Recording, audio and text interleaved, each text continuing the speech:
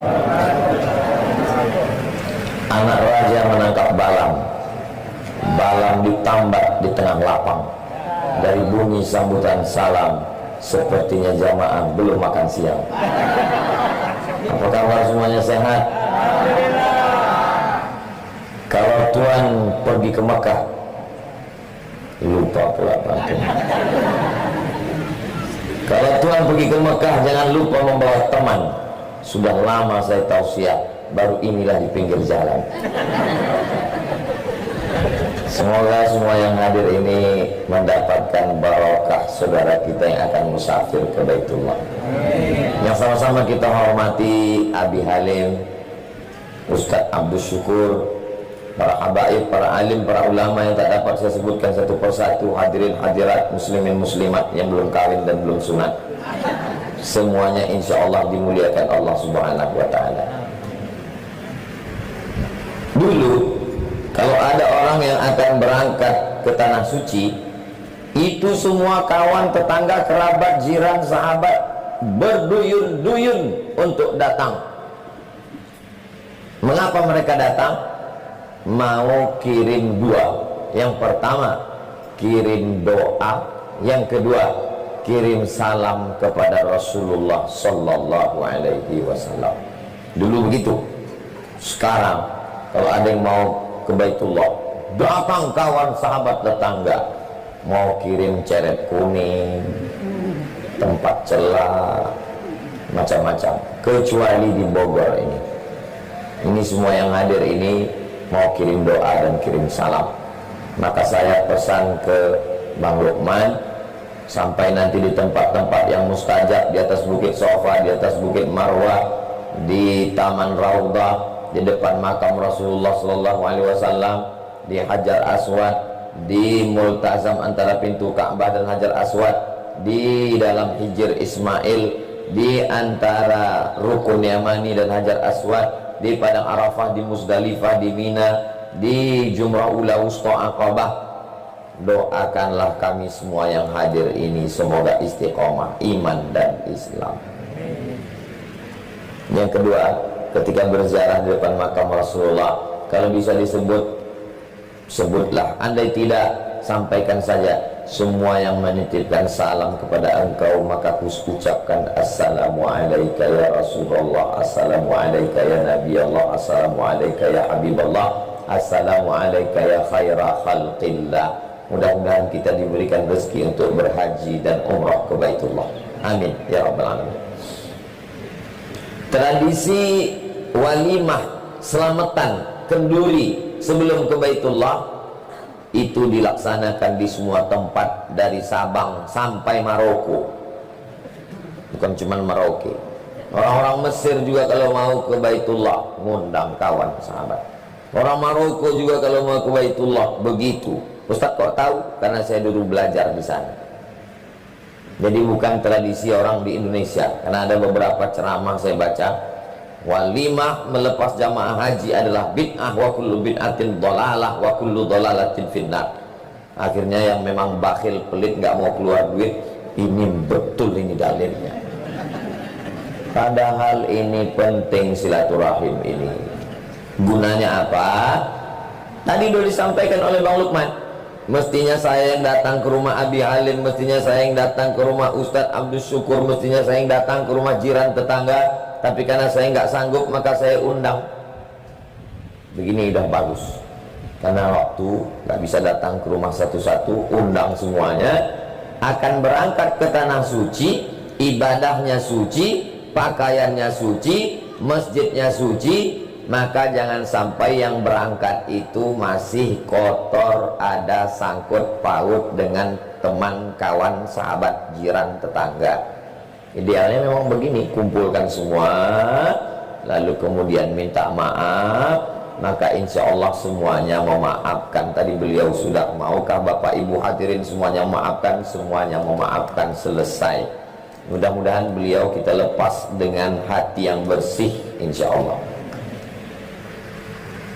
Harta yang dibawa bersih, pakaiannya pakaian ihram suci, sudah minta maaf sama tetangga semuanya, sholat sunat taubat minta ampun kepada Allah sudah, dan ketika berangkat memang betul-betul sudah putus bismillahi tawakkaltu 'alallah la haula wala quwata illa billah. Karena banyak juga jamaah haji ini berangkat kakinya satu ke tanah suci, satu masih tinggal di rumah. Ini bahaya. Apa bahayanya? Nanti ketika di sana pikirannya nggak fokus. Jangan sampai ada jamaah haji umroh ini ketika tawaf nggak fokus berdoa, masih mikir nelpon, tolong bayar listrik, air mati, jemuran diangkat. Ini salah satu tanda hatinya belum putus. Makanya sering kita dengar, Bapak RT, Bapak RW, kami berangkat, tolong perhatikan anak-anak kami, tolong lihatkan semua kawan jamaah, tetangga, sahabat, ustadz, tolong perhatikan keluarga kami, anggaplah anak kami ini anak-anak bapak sekalian, tapi istri kami bukan istri bapak sekalian. Kenapa demikian pesannya? Supaya putus tauhidnya kepada Allah Subhanahu wa taala. Itulah yang dilakukan oleh Nabi Ibrahim alaihissalam. Askantu min zurriyati fi wadin ghairi dzi zar'in inda baitikal muharram. Aku tinggalkan istriku Hajar dan anakku Ismail alaihissalam, dan Allah menjaganya. Insyaallah keluarga Bang Lukman akan dijaga, dipelihara oleh Allah Subhanahu wa taala, dan sahabat, jiran, tetangga. Itulah makanya kita mesti baik sama tetangga. Kalau nggak baik sama tetangga, nggak mungkin bisa pasang tenda ini. Unjuk rasa semua, bongkar tenda, bongkar tenda. Tapi karena dengan tetangganya baik, tetangganya pun kabarnya Ustadz Somad sering datang ya ke rumah Bang Lukman. Iya, kok kami nggak pernah ketemu? Akhirnya hari ini kita dipertemukan di majelis yang baik. Mudah-mudahan kebaikan ini melimpah pula kepada kita semua insyaallah. Kalau hari ini kita datang melepas Bang Lukman ke tanah suci, tahun depan kita pula yang akan dilepas tetangga semuanya insyaallah. Bisa dilepas ke tanah suci, bisa ke liang lahat. Ustaz Somad jangan ngomong gitu Pak Ustaz. Insyaallah kita ke tanah suci duluan insyaallah. Lalu kemudian setelah kita lepas, maka Bang Lukman pun akan berangkat mulai musafir. Maka pentingnya ilmu sholat jamak qasar, jamak takdim. Saya kebetulan kalau lagi manasik itu memang ngajar yang bagian resti, resiko tinggi, yang tua-tua. Bibi saya, ibu saya, makcik saya, keluarga saya, jamaah yang tua-tua selalu saya sampaikan, Ustaz nanti gimana sholatnya di pesawat, gimana sholatnya di asrama haji, gimana sholatnya di pondokan, gimana sholatnya di airport. Sholat zuhurnya 2 rakaat, asarnya 2 rakaat, asarnya ditarik ke zuhur, namanya jamak takdim. Niatnya Pak Ustaz, usolli fardhu zuhri rakaataini qasran majmu'an ilaihil asri jam'an taqdiman ma'muman lillahi ta'ala. Oh Pak Ustaz, niatnya 2 meter, dibaca pangkal hilang ujung, dihafal ujung, hilang pangkal, dihafal tengah, ujung pangkal hilang. Saya sholat zuhur 2 rakaat jamak qasar, jamak takdim, asarnya ditarik ke zuhur, jadi makmum lillahi ta'ala. Niatnya dalam takbiratul ihram, aku gak hafal semuanya ya Allah, tapi niatnya itulah yang ada di dalam. Allahu Akbar, maka insya Allah sah. La yukallifullahu nafsan illa wus'aha. Lalu kemudian sholat asarnya nanti tidak lagi karena sudah ditarik ke zuhur, ini musafirnya panjang. Begitulah Islam ini. Yuridullahu bikumul yusra wa la yuridu bikumul usra. Allah ingin mempermudah kamu, tidak ingin menyulit-nyulit, menyusahkan kamu. Lalu kemudian selama di perjalanan itu banyak-banyak bertasbih, karena pikiran mulai bercabang-cabang. Gimana anak, gimana istri, gimana menantu, gimana kawan, gimana sahabat, gimana kerja. Hilangkan bisikan-bisikan setan alladzi yuwaswisu fi sudurin nas. Astaghfirullahaladzim, astaghfirullahaladzim, subhanallah walhamdulillah wa la ilaha illallah wallahu akbar. Datang lagi setan berbisik. Begitu dia sudah mulai datang, subhanallah walhamdulillah wa la ilaha illallah wallahu akbar. Datang lagi dia datang berbisik, Allahu la ilaha illa huwal hayyul qayyum. Cuman yang jadi masalah, kalau yang datang berbisik ini setan, itu masih bisa kita baca ayat kursi. Yang jadi masalah yang berbisik ini teman dekat pesawat satu kursi. Gimana anak kamu? Gimana? Ini yang payah. Kita bacakan ayat kursi, dia lebih hafal. Jadi menangani orang yang gini gimana Pak Ustadz? Pukulkan kursinya sekalian. Oh, nggak boleh. Kita saling menguatkan. Ya udahlah Pak, ini keluarga udah kita serahkan sama Allah. Insya Allah Allah menjaganya, kita pun juga akan dijaga Allah. Inilah maknanya Bismillahi majreha wa mursaha inna rabbi laghafurur rahim. Subhanalladzi sakhara lana hadza wa inna ila rabbina lamunqalibun. Allahumma antas sahibu fis safar wal khalifatu fil ahl. Ya Allah, aku bersamamu, engkau bersama aku, dan engkau juga yang menjaga keluarga aku. Itu mendatangkan ketenangan ke hati kita. Ala bizikrillahi tatmainnul qulub. Naik pesawat 9 jam, percaya sama pilotnya. Kenapa nggak percaya sama Allah yang menjaga keluarga? Belum pernah saya ketemu jamaah haji naik pesawat tiba-tiba ngetuk pintu mau nanya pilot, Pak pilot tolong lihat SIM-nya, SIM asli apa SIM tembak? Yakin nggak? Orang semuanya percaya sama pilot. Kenapa lebih beriman kepada pilot daripada kepada Allah? Berarti rukun imannya nambah 7. Antuk minabillah wa malaikatihi wa kutubihi wa rusulihi wal yawmil akhir wa bil qadari khairihi wa syarrihi wa bil pilot. Nah, rukun iman kita jadi bertambah. Kita beriman kepada Allah, la ilaha illallah Muhammadur Rasulullah. Sampai mendarat pesawat di Madinah, kotanya Rasulullah SAW. Lelah, letih, lesu, letoy, loyo, lunglai. Perjalanan panjang, maka kuatkan hati dengan banyak berselawat, karena kita sudah berada di kotanya, di negerinya, di kampungnya. Sayyidina wa maulana wa syafi'ina wa zuhrina wa qurrati a'yunina Muhammad sallallahu alaihi wasallam. Allahumma salli. Nunggu cap paspor, semua negara datang, dari mulai Mesir, Yordania, Tunisia, Aljazair, Maroko, Amerika, Afrika Selatan, Kongo, Burkina Faso. Ramai sekali, dari mulai orang yang paling putih dari Rusia sampai yang sangat hitam. Maka saya kalau udah dekat dengan jamaah Afrika itu, putih juga saya rupanya. Banyak berselawat Allahumma sholli ala sayyidina Muhammad wa ala ali sayyidina Muhammad. Allahumma sholli ala sayyidina Muhammad wa ala ali sayyidina Muhammad. Jangan banyak lihat komen-komen, pusing kepala, handphone tutup. Setelah cap paspor, naik bis, Allahumma sholli ala sayyidina Muhammad wa ala ali sayyidina Muhammad, langsung ke pondokan. Sampai di sana nunggu pembagian kunci.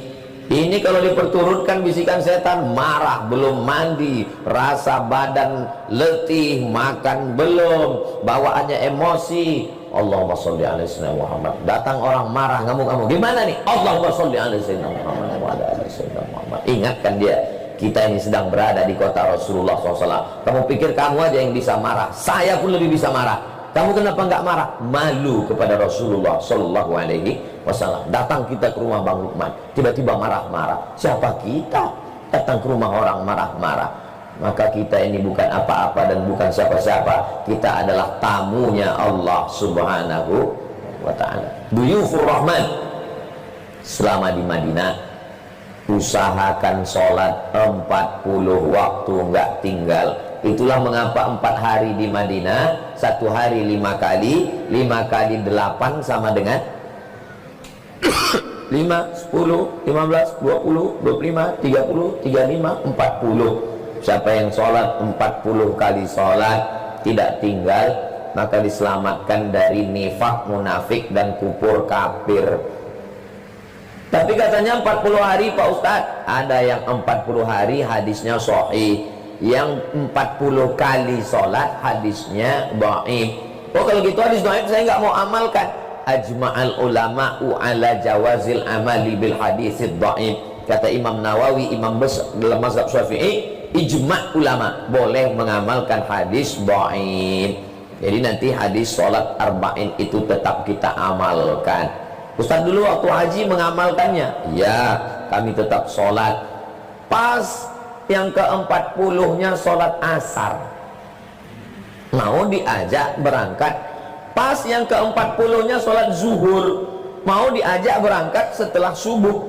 Oh, ketua rombongan ngomong sama ketua kloter dan muassasah, kami mau berangkatnya setelah zuhur, izinkan kami sholat dulu di Masjid Nabawi. Bagi kamu yang tinggal di sini mungkin enak, tapi kami nabungnya bertahun-tahun. Saya nggak tahu Bogor Jawa Barat gimana, tapi kalau kami di Riau store 2023 berangkatnya 2053. Saya yang umur 25 tahun ini, kalau store 2023 berangkat, banyak ibu-ibu yang bisik. Wah, betul, nggak percaya dia. Umur itu bukan waktu, Bu, tapi rasa. Nah, jadi saya umur 46. Jadi kalau 30 tahun lagi baru berangkat, 46 tambah 30, 76. Malaikat maut datang 63. Tapi bukan berarti kita putus asa. Berapapun umur kita, kita tetap store ONH. Andai berangkat, alhamdulillah. Enggak berangkat, niatnya sudah dapat. Innamal a'malu. Jangan putus asa. Nanti ditanya, ibu udah store ONH? Enggak, kayaknya malaikat maut udah di jalan. Berapa banyak orang yang disangka ninggal, enggak ninggal. Yang disangka sehat malah enggak ninggal juga. Jadi jangan sampai putus asa. Berapapun umur kita, store ONH. Karena kalaupun tidak berangkat, niatnya sudah sampai. Dan bisa dilanjutkan, digantikan oleh anak kita. Dia berangkat, dia doakan kita, insya Allah. Amin. Selama di kota Madinah itu ngapain aja Pak Ustadz? Jalan-jalan. Jalan ke Masjid Quba, masjid yang pertama kali didatangi Rasulullah SAW ketika sampai di Madinah. Tala'al badru alaina min saniyatil wada' wajaba syukru alaina mada'a lillahi da. Nabi kalau dia rindu ke kota Makkah, dia sholat di Masjid Quba. Siapa yang sholat di Masjid Quba dapat pahala seperti umrah. Makanya nanti ketika di Masjid Quba sholat sunat 2 rakaat. Ini banyak jamaah sampai di Masjid Quba, habis waktu naik bis, aduh saya nggak sempat sholat tadi Pak Ustadz. Kan kita lama di sana. Foto Pak Ustadz. Foto ini penting. Tapi kalau bisa sholat dulu, habis sholat baru foto. Nah, ini pentingnya bahwa kita ngaji dulu. Lalu kemudian kita dibawa ke Bukit Uhud. Bukit Uhud panjangnya 7 km. Di sana ada namanya Jabal Rumat. Rumat tempat pemanah. Kata Nabi, nanti kalau aku berperang di bawah, kalian mengawasi di atas dengan pasukan panah 70 orang. Seandainya aku menang di bawah, kalian jangan turun. Seandainya aku kalah di bawah, kalian juga jangan turun. Kalian tetap di atas. Takdir berkata lain. Ternyata menang pasukan Nabi. Yang 70 orang dari atas ini turun ke bawah mau mengambil harta rampasan perang. Datang pasukan musuh bernama Khalid bin Walid berputar menyerang dari belakang. Akhirnya meninggal sahabat Nabi Sayyidus Syuhada Hamzah bin Abdul Muttalib. Maka orang di atas Jabal Rumat itu meneteskan air mata mengenang perang Uhud. Tapi sebagian jamaah di atas Jabal Rumat malah ketawa cekikikan. Enggak ngaji. Inilah pentingnya manasik ngaji. Lalu kemudian ziarah ke makam Hamzah bin Abdul Muttalib. Ziarah ke makam Hamzah bin Abdul Muttalib, meleleh air mata. Asadullah, singanya Allah yang membunuhnya namanya Wahsy. Wahsy dijanjikan, nanti kalau kamu berhasil membunuh Hamzah, maka kamu akan merdeka, tidak lagi menjadi hamba budak sahaya. Dia pun memegang tombaknya mengawasi Hamzah. Dia tidak ada berperang membunuh yang lain, karena targetnya hanya Hamzah. Begitu dia lihat Hamzah lengah, dia tombak Hamzah, dia bunuh. Lalu kemudian hidung Hamzah dia gunting, telinga Hamzah dia potong, dia buat jadi rantai.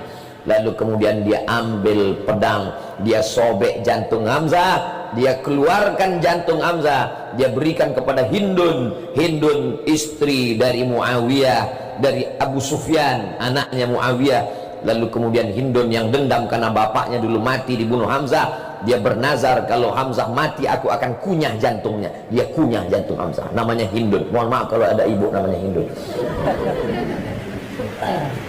Lalu kemudian dia ambil tombak, dia tusukkan ke tulang belakang Hamzah, tembus bainal fakhidaini, sampai ke kedua pahanya ke bawah.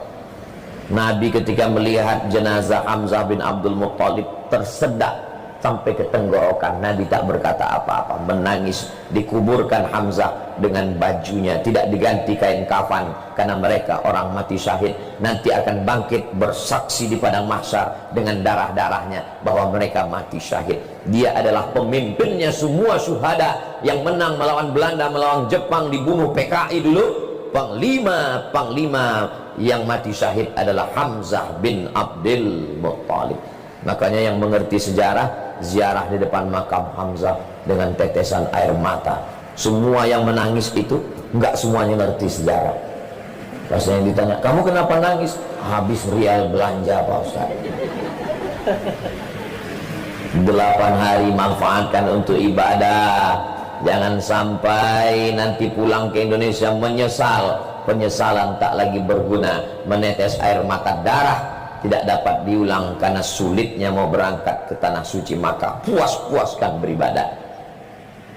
Kalau kami masuk masjidnya pagi, tahiyatul masjid, habis itu sholat duha, habis itu sholat sunat hajat, habis itu sholat sunat taubat, habis itu sholat sunat mutlak. Capek sholat, baca Quran. Selesai baca Quran, sholat sunat lagi. Sholat sunat mutlak, nggak penting pagi, petang, siang, malam. Minta kepada Allah SWT, berdoa. Selesai baca Quran, berzikir, istighfar 100 kali, selawat 100 kali, la ilaha illallah 100 kali, al-fatihah 100 kali. Itulah gunanya beli tasbih. Banyak jamaah haji lebih lama milih tasbih daripada bertasbih. Milih tasbih kayu nggak jadi, tasbih batu nggak jadi, tasbih ini nggak jadi, warna merah nggak jadi, warna hijau nggak jadi. Diusir sama yang jualan. Oh, haji. Beli tasbih 100, semuanya dikasih ke tamu. Tinggal 1 digantungin di mobil. Mobilnya masuk surga, orangnya masuk neraka. Nauzubillah, nauzubillah. Maka selama di sana tasbih dipakai untuk mengagungkan Allah, tidak ada waktu yang kosong. Kalaulah hotel itu cuman untuk jadi tempat tidur, berarti di sana cuman pindah tempat tidur. Maka hotel cuman ganti pakaian, lebih lama di masjid. Masuk jam 2 malam, sholat sunat tahiyatul masjid, sholat sunat wudu, sholat sunat taubat, sholat sunat hajat, sholat sunat tahajud, sholat sunat witir, duduk baca Quran, azan subuh, zikir sampai matahari terbit, istirahat.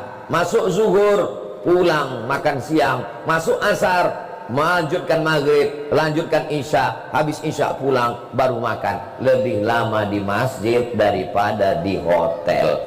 Makanya nggak bisa kita ngelihat orang mabrur nggak mabrur ini dari bentuk fisik wajahnya. Orang yang mabrur itu wajahnya putih bercahaya. Begitu pulang haji ada yang putih, rupanya nggak pernah ke masjid, tidur di hotel terus. Ada yang kurus hitam, wah ini hajinya haji mardut ini. Padahal dia kena panas terus. Maksudnya saya yang hitam kurus itu saya maksudnya. Nah, sampailah akhirnya hari yang ke-8, maka siap-siap pakai kain ihram, gunting kuku karena sudah mulai panjang lebih seminggu, bulu hidung juga sudah bersin-bersin, sudah bercabang, sudah mandi bersih semuanya, pakai kain ihram menuju Bir Ali.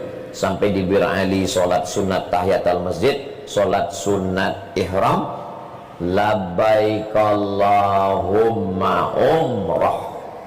Aku sambut panggilanmu melaksanakan umrah.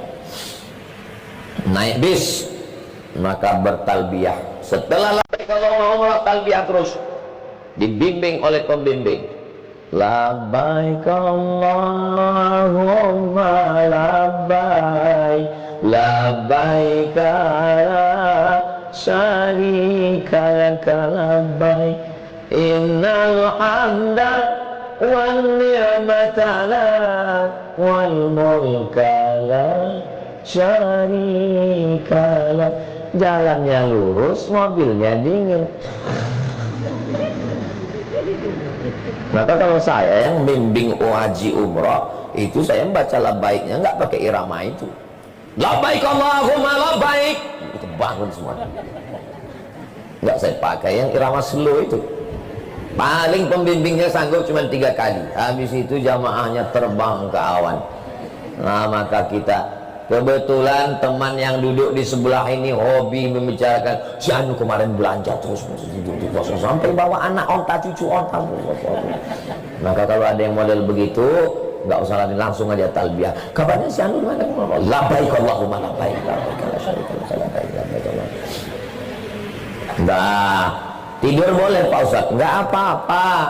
Akhirnya sampai ke kota suci Makkah Al-Mukarramah. Nanti di pinggir jalan kelihatan ada tiang bulat, di atasnya seperti kubah. Masuk ke kota, baca doa, Allahumma hadza haramuka wa amnuka harim lahmi wa dami. Ini adalah tanah sucimu, tanah haram yang mulia, maka haramkanlah dagingku, darahku, tulangku masuk ke dalam neraka.